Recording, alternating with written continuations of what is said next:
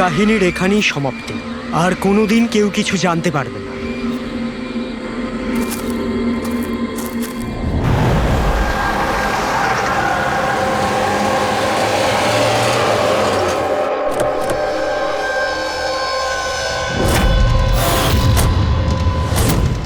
Guys hold on, এখানে কি হচ্ছে আমাকে কেউ বলবে?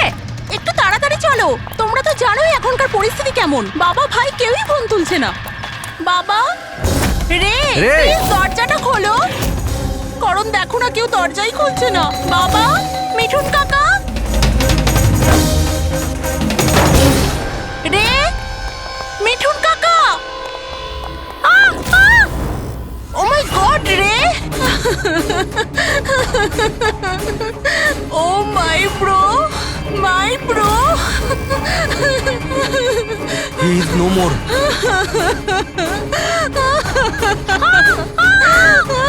মিঠুন কাকা, মিঠুন কাকা, মিঠুন কাকা, মিঠুন কাকা। বেহুশ। বাবা, বাবা, বাবা, বাবা, বাবা।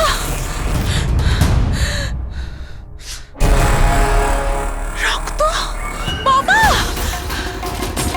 বাবা, বাবা। আঙ্কেল, দেখো না আঙ্কেল, বাবার কি হলো। শীতল আঙ্কেল বেঁচে আছে। প্লিজ প্লিজ তাড়াতাড়ি ডাক্তারকে হ্যাঁ, ডাকো। কাম ডাউন, কাম ডাউন। তারা, তারা। বাবা, uncle, uncle don't worry. অ্যাম্বুলেন্সকে call করো, অ্যাম্বুলেন্সকে কল করো আর্জেন্ট। শীতল, যখন তুমি খান্ডালাতে ছিল তখন এসব হয়েছে, তাই তো? হ্যাঁ স্যার, আসলে ওখানে আমাদের প্রপার্টি নিয়ে কিছু প্রবলেম চলছিল, তাই জন্য আমি আর করণ ওখানে গিয়েছিলাম। করণ?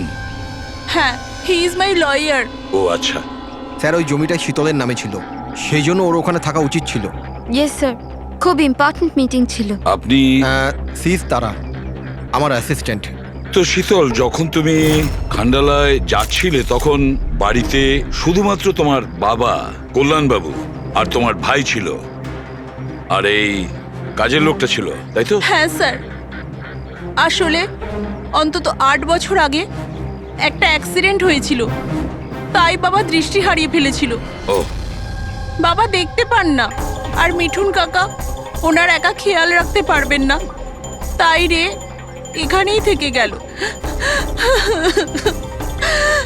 আমার ওদের দুজনকে একা ছাড়াই উচিত হয়নি।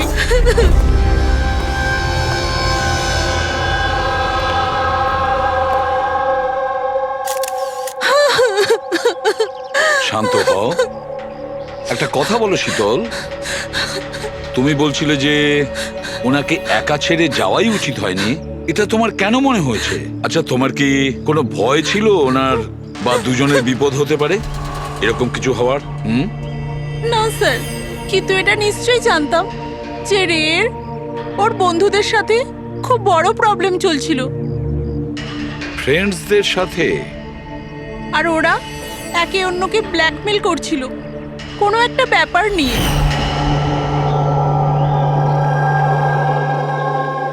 তুই আমাদের সাথে এরকম কি করে করতে পারবি? একবার আবার ভেবে নে রে, আর এটাই যদি তোর ফাইনাল ডিসিশন হতো, তুই জানিস কি হবে। আই ডোন্ট কেয়ার, আমি তো শুধু ঠিক সময়ের জন্য অপেক্ষা করছি। কিন্তু যদি কেউ কিছু জানতে পেরে যায় তো? তুই পাগল হয়েছিস নাকি? যদি তুই এরকমই বিহেভ করতে থাকিস তাহলে কারোর না কারোর তো ডাউট হবেই। গাইস, যদি আমরা কন্ট্রোল থাকি তো উই আর সেফ। গাইস, তোমরা নিজেদের দেখে নাও, আমি অনেস্টলি জানি না আমি কি করতে চলেছি।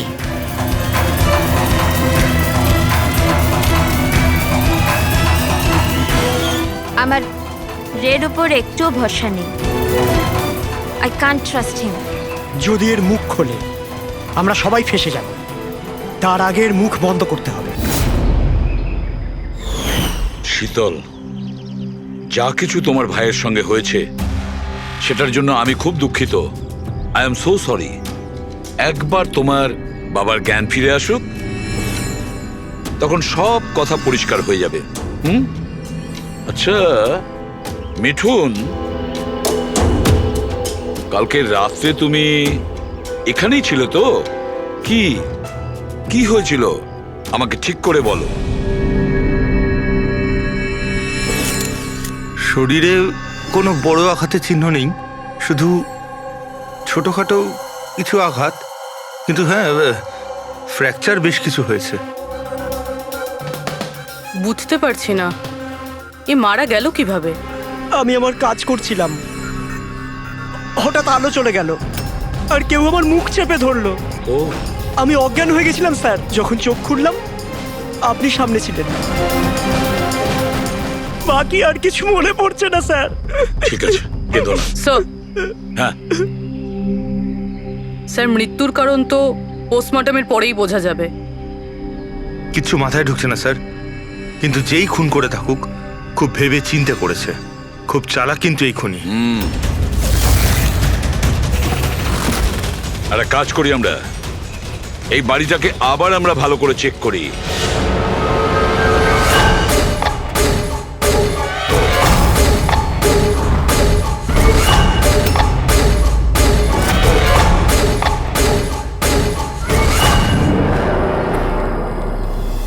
কাঁচটা ভেঙে বাড়ির ভেতরে ঢুকেছিল।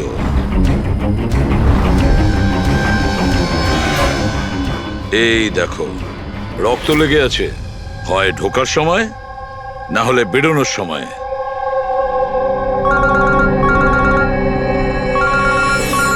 Hello, ACP Pradyuman here. আচ্ছা, কল্যাণবাবুর জ্ঞান ফিরেছে?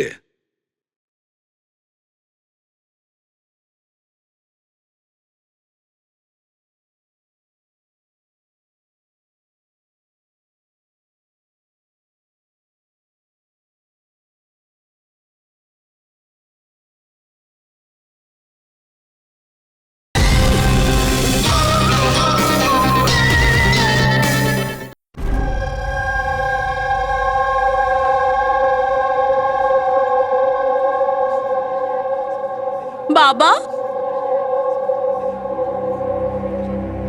কল্যাণবাবু, আমি সিআইডি অফিসার এসিপি প্রদ্যুমান। আপনি আমাকে বলতে পারবেন কি হয়েছিল? আমি নিজের বাড়িতে ছিলাম, আমি তো শুধু আওয়াজ শুনতে পাচ্ছিলাম। কে যেন জোরে জোরে চিৎকার করছিল, জিনিসপত্র এখানে ওখানে ফেলে দিচ্ছিল, আওয়াজ হচ্ছিল, জানি না কি হচ্ছিল ওখানে। আর সাডেনলি বাঁ দিক থেকে কেউ দৌড়ে এলো আমার দিকে, আর কে যেন আমাকে ছুরি মেরে দিল, মনে হয় বাঁ হাত দিয়ে। আর এর আগে আমি রেকে কিছু রে কোথায়? রে ঠিক আছে তো? ঠিক আছে? শীতল, শীতল, তুই কিছু বলছিস না কেন? হে ভগবান, হে ভগবান! যা কিছু হয়েছে আমরা তা তো বদলাতে পারবো না, কিন্তু যে আপনার মেয়েকে খুন করেছে তাকে শাস্তি পাওয়ানোর অবশ্যই চেষ্টা করব। হ্যাঁ কল্যাণবাবু,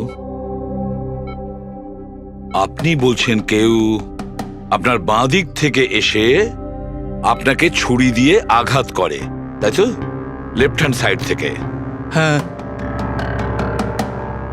আচ্ছা, কোনো বিশেষ ব্যাপার মনে পড়ছে ওই লোকটার ব্যাপারে? হ্যাঁ হ্যাঁ, কোনো বিশেষ কথা? হ্যাঁ, ও স্যার, ও লেফট হ্যান্ডেড ছিল, লেফট হ্যান্ডেড ছিল। সেটা আপনি কি করে বলতে পারেন? স্যার, আমি বুঝতে পেরে যাই, আমার সেন্স খুব স্ট্রং। ও যখন আমাকে আক্রমণ করে আমি ওর হাত ধরে ফেলেছি, আর ও এত স্ট্রং ছিল, ও নিশ্চয়ই লেফট হ্যান্ডেড ছিল স্যার, 100% লেফট হ্যান্ডেড ছিল। আচ্ছা ডক্টর, এনার শরীরে যে আঘাত লেগেছে সেটা কি সত্যিই কোনো বাঁ হাতের লোকের কাজ? ইয়েস স্যার, আঘাতের চিহ্ন দেখে এটাই মনে হচ্ছে। যাই হোক স্যার, কিছু একটা তো জানা গেল। হ্যাঁ, ওই 4-4টে বন্ধু ছেলেটাকে হুমকি দিচ্ছিল। গোলমাল আছে, কিছু না কিছু গোলমাল তো আছেই এই 4 জনের মধ্যে। তানিশা, অঙ্কিতা, ভিওয়ান আর শ্যাম। নিয়ে এসো ওই 4 জনকে, নিয়ে এসো।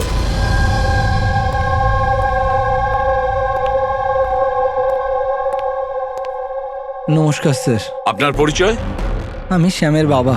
ও আচ্ছা। গত 2 সপ্তাহ থেকে শ্যামের সঙ্গে আমার কোনো কথা হচ্ছে না। এবার আমি আপনাদের কি করে বলবো যে ও কোথায় আছে? আমি ওকে কয়েকবার ফোন করেছি, কিন্তু ওর ফোনটা কিছুতেই লাগছে না। আমি তানিশার মা। ওকে ফোন করে আমি কি জিজ্ঞেস করব?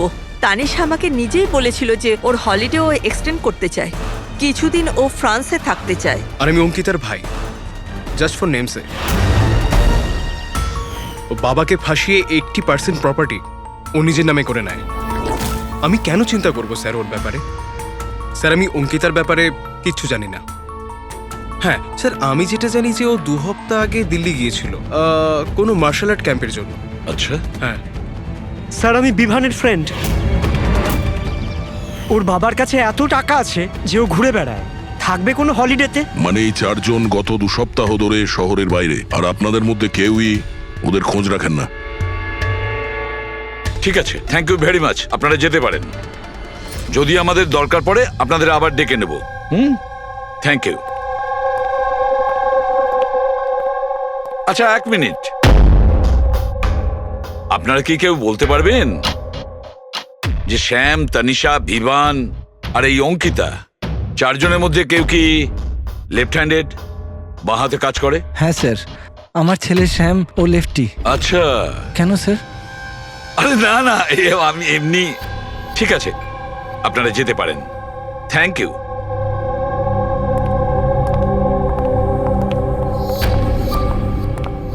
স্যার, এমন আবার নয় তো যে এই 4 জন মিলেই এই খুনটা করেছে? হতে পারে স্যার, আর সেই ভয়েই এই 4 জন কোথাও না কোথাও গিয়ে লুকিয়ে বসে আছে। স্যার, এই 4 জনের লোকেশন জানতে পেরে গেছি। স্যার, কাল রাত্রে স্যাম, তানিশা, অঙ্কিতা আর বিভান এই 4 জনেরই মোবাইল লোকেশন শীতলের বাড়ির 3 কিলোমিটার রেডিয়াসে ছিল। শ্যাম, তানিশা, ভিভান, অঙ্কিতা আর রে, এই 5 জনের মধ্যে কোনো রহস্য লুকিয়ে আছে। এমন কোনো রহস্য যেটা কাউকে বলতে চাইছে না ওরা। ওই রহস্যটাকে ওরা লুকিয়ে রাখতে চাইছে। হতে পারে এই রে, এ হয়তো ফাঁস করতে চেয়েছে। তাই এই রহস্য যাতে কেউ জানতে না পারে, রে কাউকে যাতে না বলে, সেই জন্য রেকে পথ থেকে সরিয়ে দেয়। এটা জানতে হবে স্যার, ওটা কি রহস্য ছিল যার জন্যে রে মারা গেল। স্যার, একটা কথা বুঝতে পারছি না, এই 4 জন পালাতে গেল কেন? এদের তো খুন করতে কেউ দেখেও নি। এক্স্যাক্টলি, লাইট চলে গেছিল স্যার। আর ওই কল্যাণবাবু দেখতে পেতেন না, চাকর মিথুন অজ্ঞান হয়ে পড়েছিল। আর ওখান থেকে পালিয়ে কেউ সন্দেহটা নিজের দিকে কেন নেবে? স্যার, জানি না কেন, খালি মনে হচ্ছে কিছু একটা মিসিং আছে। ট্রেস করা শুরু করি স্যার। যদি এরা শহর থেকে বাইরে গিয়ে থাকে, কোনো railway station, airport, bus stop কিংবা হোটেলে যেতেই পারে। ওদের ক্রেডিট কার্ড আর ডেবিট কার্ডের ডিটেলস বার করি।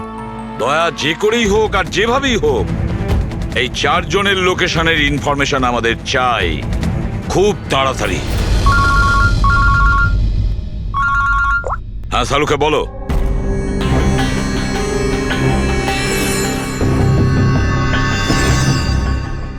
আচ্ছা সালুকে, তুমি এই কঙ্কালের ওপর রেড মার্ক গুলো কেন দিয়েছো? বস, এইটা বোঝানোর জন্য যে কিভাবে এই রিপগুলো ভেঙে গুঁড়ো গুঁড়ো হয়ে গেছে।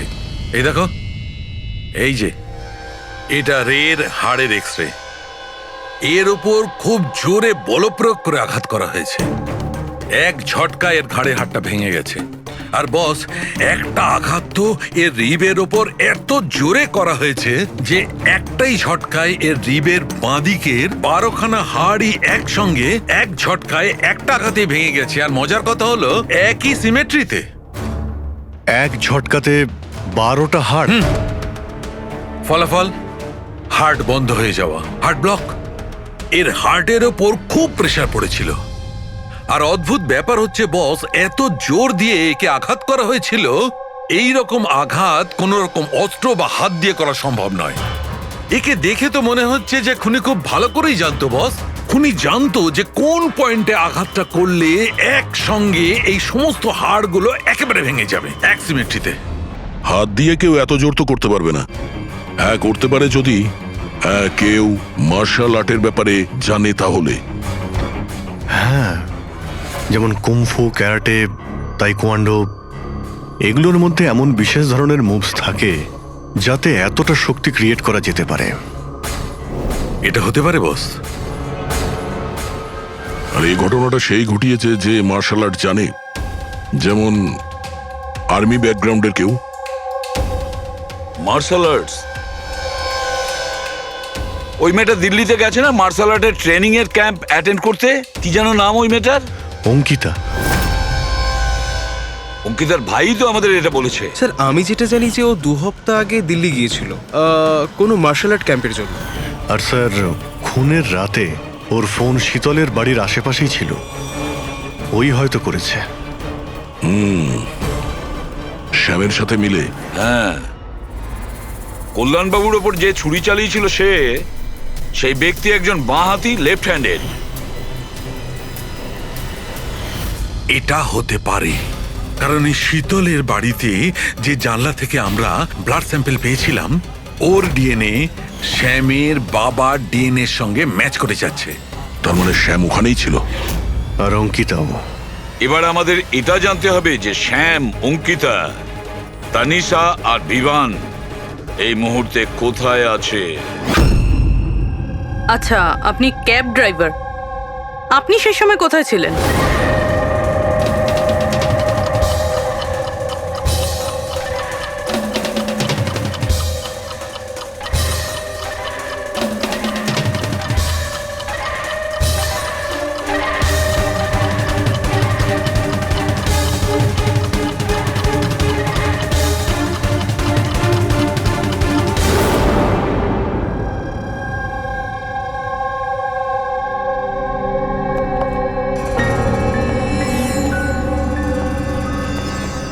কি হলো? স্যার, স্যাম একটা ট্যুরিস্ট ট্যাক্সি নিয়ে পুনে চলে গিয়েছে। ট্যাক্সি যেখানে ওকে নামিয়েছে সেটার অ্যাড্রেস কিছুক্ষণের মধ্যেই পেয়ে যাব। স্যার, গত 24 ঘন্টার মধ্যে এই মেয়েটা পঞ্চগনিতে ওর এটিএম 3 বার ব্যবহার করেছে। এই অঙ্কিতা তো খুবই অদ্ভুত। 2017 ডিসেম্বরে বরিভ্যালির একটা মার্কেট থেকে 5টা সিম কার্ড কিনেছিল। হ্যাঁ স্যার, এটাই সেই জায়গা যেখানে ইউজড সিম কার্ড পাওয়া যায়। আর স্যার, এরা সবাই 10ই ডিসেম্বর 2017-তে মহাবলেশ্বরে গিয়েছিল আর 14ই ডিসেম্বর ফিরেছিল।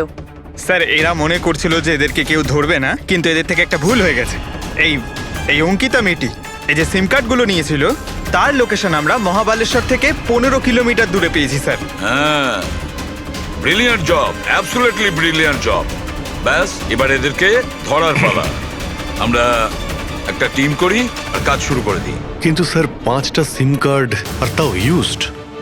এটা কি করতে চাইছে?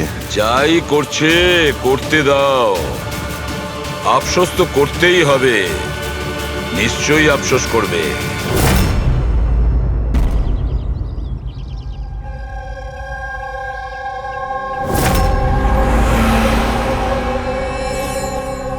কার ফোন এসছে? কোনো বিভানের। বিভানের ফোন কি করে আসবে? আপনি ঠিক করে শুনেছেন তো? এখন ও বিভান বললো তো বিভানই হবে, আমি কি করে জানবো? কথা বলুন। হ্যালো, কে বলছেন? তুই? আমি বলেছিলাম না আজকের পর থেকে আর আমরা যোগাযোগ রাখবো না। কেন কল করেছিস? আর তাছাড়া তুই জানলি বা কি করে যে আমি এখানে? ওকে, তুই ওখানেই থাক, আমি আসছি।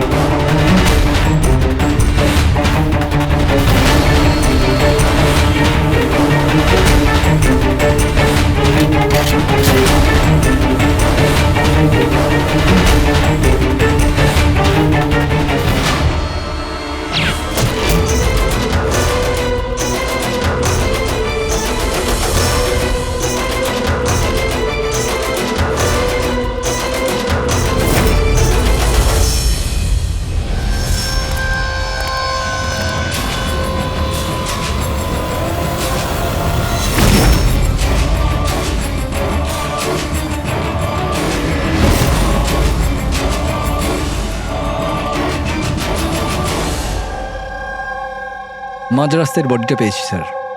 কেউ দিন দুপুরে ভিড় বাজারে ওকে গুলি করেছে স্যার। লং ডিস্টেন্স শট ছিল, অবভিয়াসলি স্নাইপারই হবে। স্নাইপার লং ডিস্টেন্স থেকে গুলি চালিয়েছে, তার মানে কেউ জানেই না যে গুলি কোথা থেকে চালানো হয়েছে আর কেই বা গুলি চালিয়েছে। যাই হোক, thank you very much. Thank you sir. Sir sir আমরা একে প্রায় ধরেই ফেলেছিলাম, কিন্তু হঠাৎ কেউ একেও মেরে দিল। সেটাই তো। স্যার এটা তো কাকতালীয় হতেই পারে না।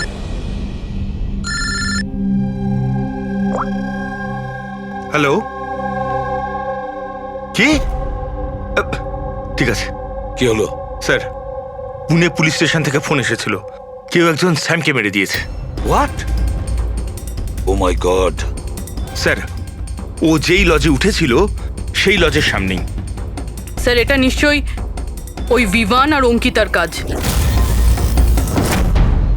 এমন কোন একটা সিক্রেট আছে যেটা লুকোনোর উদ্দেশ্যে এটা সবাই নিজেদের মধ্যে একে অপরকে খুন করছে। সে যেই হোক, সে কি করে জানলো যে আমরা তার কাছে যাচ্ছি? 4 জনের মধ্যে 2 জন আছে,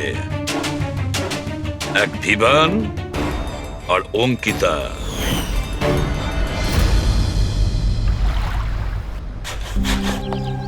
সবার সাথে তো নয়, অঙ্কিতার সাথে দেখা হয়েছিল, ওর সাথে কথা হয়েছিল আমার। অঙ্কিতার সঙ্গে? হ্যাঁ। এই মেয়েটা ছিল? হ্যাঁ, ওটা এই মেয়েটাই। ও আমাকে পেমেন্ট করেছিল 2 দিনের 20,000 টাকা। 2 দিনে 20,000 টাকা দিতে ও রাজি হয়েছিল? এমন কি ইমার্জেন্সি ছিল? আচ্ছা, এই দুদিনে আপনি ওনার সঙ্গে কিংবা ওর বাকি গ্রুপের সঙ্গে কথা বলেছিলেন? না স্যার, আমার কারোর সাথে দেখা হয়নি।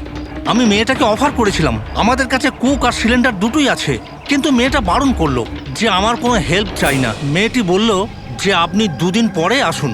আর 2 দিন পর যখন আমি ফিরে এলাম তখন এখানে সব একরকমই ছিল, কোনো ময়লা কোনো নোংরা পড়েছিল না, সব পরিষ্কার ছিল স্যার। আচ্ছা, তারপরে আপনি এই জায়গাটা অন্য কাউকে দিয়েছিলেন? না স্যার, এই জায়গাটা রেনোভেশন করানো ছিল, এই জন্য জায়গাটা বন্ধ করে দিয়েছিলাম। আপনার ক্লিনারকে একটু ডাকুন, ওর সঙ্গে কিছু কথা বলবো। আমি পাঠাচ্ছি।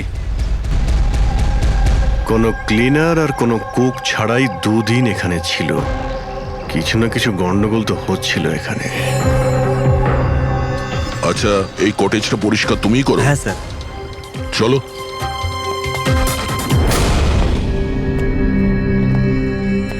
আচ্ছা, ওই 5 জন লোক যখন এখান থেকে চলে গেল, তারপর তুমি যখন এখানটা পরিষ্কার করেছিলে তখন তুমি কিছু পেয়েছিলে এদিক ওদিকে, কিংবা কিছু অদ্ভুত লেগেছিল তোমার? না স্যার, ওরা তো খুব ভালো লোক ছিল। যাওয়ার আগে পুরো জায়গাটা একদম ঝকঝকে পরিষ্কার করে গেছিল। জানি না কোন সাবান কোন ডিটারজেন্ট ব্যবহার করেছিল, পুরো ঘর চকচক করছিল। আরে ভাই, এখানে ঘর পরিষ্কার হচ্ছে? এটা কোন ডিটারজেন্ট ম্যাডাম? আরে কিছু না, রাতে পার্টি হয়েছিল তাই একটু বেশি নোংরা হয়ে গেছে। তুমি যাও, আমরা করে নেব। যাও, পরিষ্কার করুন, আমি আসছি। এক মিনিট। এই নাও, এটা নিয়ে যাও। হ্যাঁ, যাও যাও যাও যাও যাও।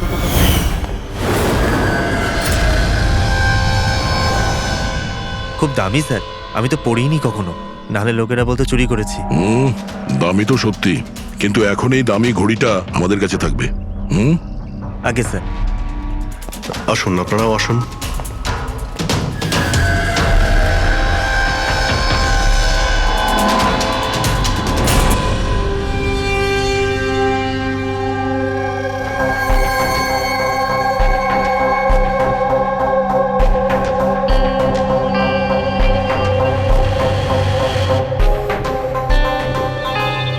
স্যার, এই 3 জনকে তো মার্ডার করে দেওয়া হয়েছে। এখন বাকি বিভান আর অঙ্কিতা। খুনি এদের 2 জনের মধ্যে কেউ হবে। এই বিভানই হবে। ওই শ্যামকে ফোন করে লজের বাইরে ডেকেছিল। সে যেই হোক, ও কি করে জানতে পারছে যে আমরা কোথায় যাচ্ছি? আর যখনই আমরা ওখানে পৌঁছে যাচ্ছি তার আগেই ও ওখানে পৌঁছে খুন করে পালিয়ে যাচ্ছে। শ্যাম কোন লজে উঠেছিল আর তানিশা কোন রাস্তা দিয়ে যাবে, এই সব ইনফরমেশন আমাদের কাছেই তো ছিল। খুনির কাছে কিভাবে পৌঁছলো? স্যার হয়তো ওরা একে অপরের কন্ট্যাক্টে ছিল। না পুরবি, একদম নয়। কারণ ওই লজের মালিক বলেছে শ্যামকে যখন ভিভান ফোন করেছিল ও তখন চমকে উঠেছিল। আমি বলেছিলাম না আজকের পর থেকে আর আমরা যোগাযোগ রাখবো না। কেন কল করেছিস? বস, হ্যাঁ, ক্রাইম সিনে এই যে শোপিসটা পাওয়া গেছে, এর ওপর অক্সিজেন প্রডিউসিং ডিটারজেন্ট লেগে আছে। এটাকে অক্সিজেন প্রডিউসিং ডিটারজেন্ট দিয়ে পরিষ্কার করা হয়েছে। সেটা আবার কি? ফ্রেডি, এটা হচ্ছে এমন এক ডিটারজেন্ট যেটার দ্বারা সব ধরনের এভিডেন্স মুছে ফেলা যায়, রক্তের দাগ পর্যন্ত। এর থেকে কোনো রকম ডিএনএ পাওয়া যাবে না। তাহলে স্যার হলিডে হোমে খুন হয়েছিল? এক্স্যাক্টলি। আর হ্যাঁ, এই ঘড়িটা, এর ওপর আলাদা আলাদা লোকের আঙুলের ছাপ তো আছেই, সেই সঙ্গে আমি এটাতে কারোর ডিএনএও পেয়েছি। তাহলে হয়তো এই খুনের পর্দা ফাঁস করতে চেয়েছিল। পুরবি, একটা কাজ করো, বিউরোতে যাও আর রক্তের রিপোর্টগুলো চেক করো, মিসিং পার্সনদের রিপোর্ট চেক করো, দেখো কোনো রিপোর্টের সঙ্গে এই ঘড়ির বিষয় আছে কিনা। তাহলে ওই 5 জনের মধ্যে বেঁচে আছে 2 জন, বিভান আর অঙ্কিতা। যদি খুনি এদের 2 জনের সঙ্গে কন্ট্যাক্ট করতে চায়, তাহলে সে ওই যে 5টা ইউজড সিম কার্ড আছে না, সেটা এর কাছে থাকতে পারে, আর ওরই মধ্যে কোনো নাম্বার দিয়ে সে ফোন করবে, তাই না? ওই নাম্বারটা ট্র্যাক করি আমরা। স্যার, তানিশার খুন হয়েছে পঞ্চকানিতে, শ্যামের খুন হয়েছে পুনেতে। দুটো জায়গার 100 কিলোমিটার দূরত্ব, কিন্তু খুন করা হয়েছে সেম টাইমে। আর একই সময়ে কেউ 2 জায়গায় কি করে হতে পারে স্যার? কেউ তো আছে যে এই প্ল্যানে যুক্ত আছে স্যার। ধরে নিলাম দয়া এই খুনির সঙ্গে অন্য কেউ জড়িত আছে। একবার এই ভিভান আর অঙ্কিতা যদি আমাদের গ্রিপে আসে না, তাহলে সব প্রশ্নের উত্তর আমরা পেয়ে যাব। একটা কাজ করো অভিজিৎ, সাইবার ডিভিশন থেকে কোনো হ্যাকারকে ডাকো।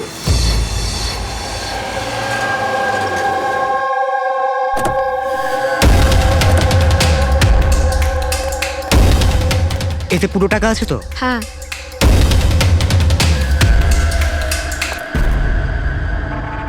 একটা মিসিং রিপোর্ট তো লেখানো হয়েছে, যেখানে এই ঘড়ির ব্যাপারে বলা হয়েছে।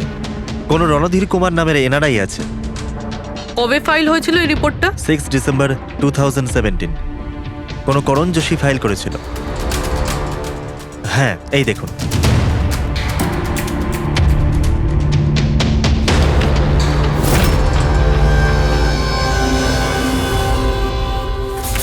Thank you.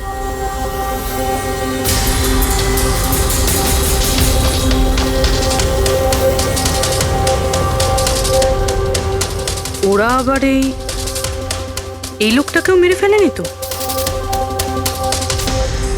আর এই করণ ওই লোকটার মৃত্যুর প্রতিশোধ নিচ্ছে না তো? করণ?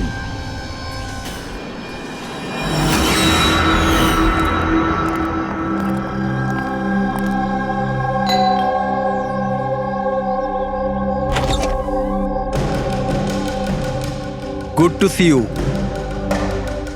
আই হোপ এর মধ্যে টাকা পুরোটাই আছে। হ্যাঁ, পুরো টাকা আছে। এসো ভেতরে। দেখো, আমরা যেখানেই যাই না কেন, খুনি সেসব জানতে পারছে কি করে? হতে পারে আপনাদের লোকেশন কেউ ট্র্যাক করছিল। আপনি বলতে চাইছেন জিপিএস ট্র্যাকার? আগে সেলফোনস? Yes sir. একটা কাজ করো, তুমি আমাদের সেলফোনগুলো চেক করে দাও।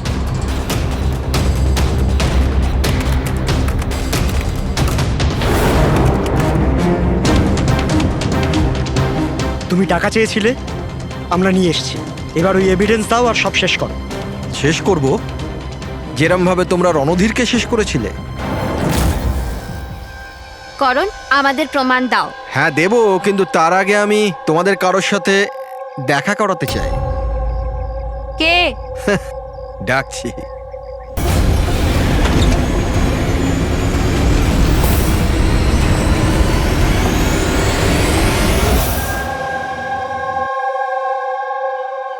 দেখুন স্যার, আপনাদের ফোন হ্যাক করা হয়েছে। হোয়াট? হ্যাক?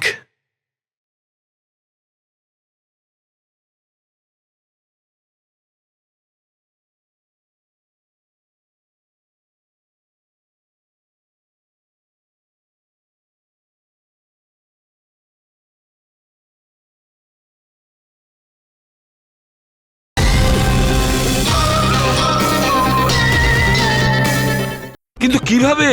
আপনাদের ফোনে হিডেন স্পাইওয়্যার আছে, যাতে আপনাদের সমস্ত ইমেল, কল, মেসেজেস সমস্ত কিছু ট্র্যাক করে নিচ্ছিল। কিন্তু আমাদের ফোন হ্যাক কে করতে পারে, আর কবে করেছে?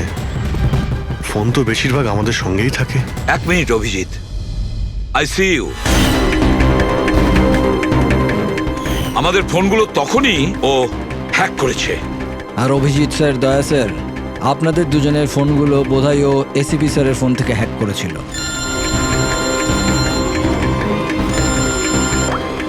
হ্যাঁ পুরবি। করণ মৃতের সঙ্গে রিলেটেড?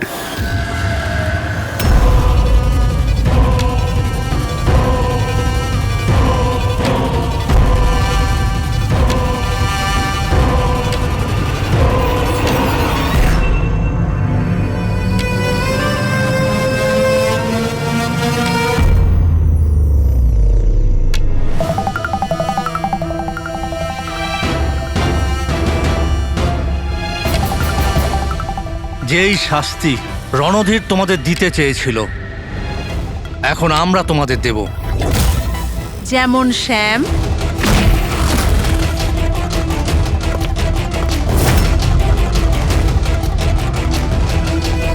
তনিষা আর রেকে দিয়েছি। এবার তোমরা দুজন বাকি আছো। তখনই রণধীরের আত্মা শান্তি পাবে। এই বাড়িতেই তোমরা মেরেছিলে না রণধীরকে?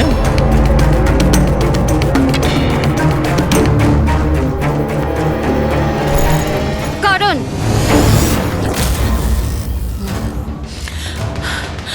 তোমার কাছে কোনো প্রমাণ নেই না? তুমি আমাদের ফাঁসিয়েছো না? হ্যাঁ, এই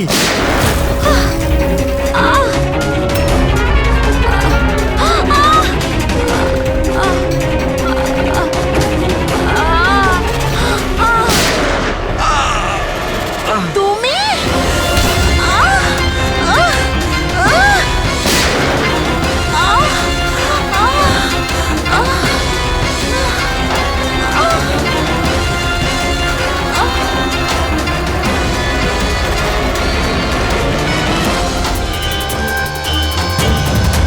তোমাকে কি মারবো? তুমি তো দেখতেই পাও না, কিন্তু মারতে তো হবেই। ব্যাস, এটাই প্রবলেম আজকালকার দিনে তোমাদের মতো ছেলে মেয়েদের। খুব তাড়াতাড়ি করো। তোমাদের মতো আজকালকার ছেলে মেয়েরা কোনো লক্ষ্যে পৌঁছানোর জন্য। এটা ধরো। কে বলে যে তোমাকে দেখার জন্য আমার চোখের দরকার পড়বে?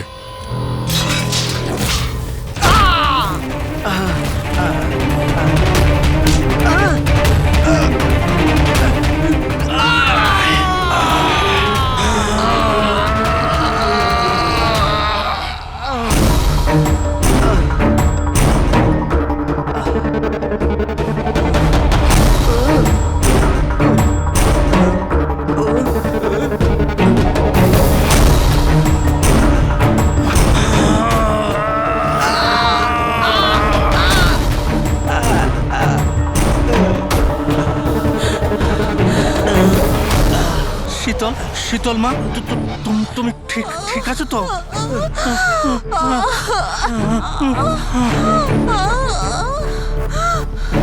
বাবা,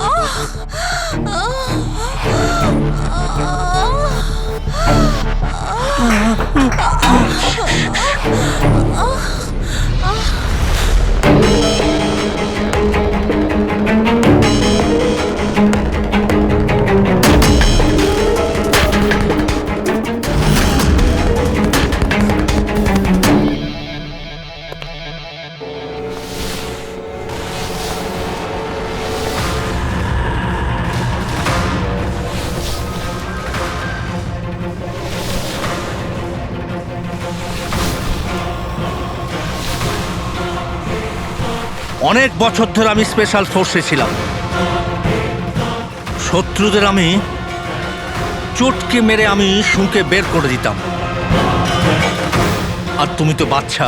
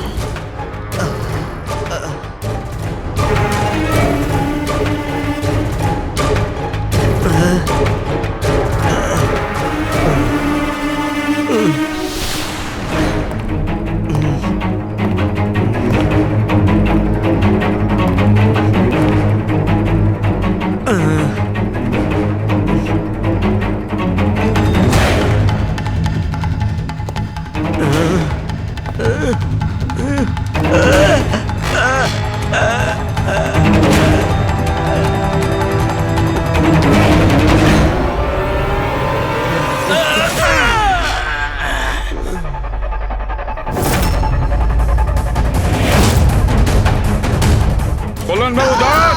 ছাড়ুন। ছেড়ে দাও ওকে। আমি তো অন্ধ অফিসার, কিন্তু আপনি দেখে বলুন যে আমি ওর পুরো শরীর বেকার করে দিয়েছি নাকি না, নাকি মারবো আবার?